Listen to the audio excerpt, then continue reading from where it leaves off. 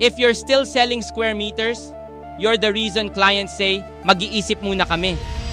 Buyers don't fall in love with floor plans. Pero maraming agent, parang brochure magsalita.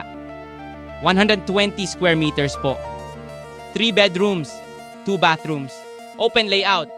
Tama naman pero kulang. May agent na sobrang detailed sa specs.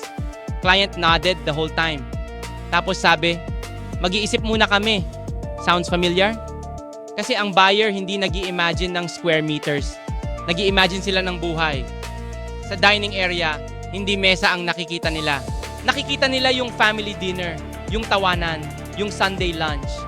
Sa living room, hindi sofa ang naiisip nila.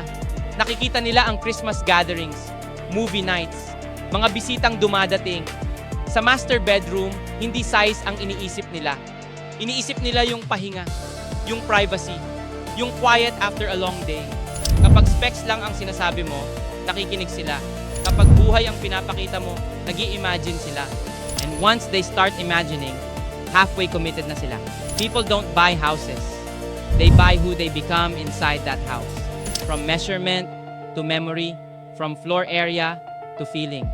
If they can see their future there, hindi mo na kailangan mang hard sell. Because you're not selling walls. You're selling the life that happens inside them.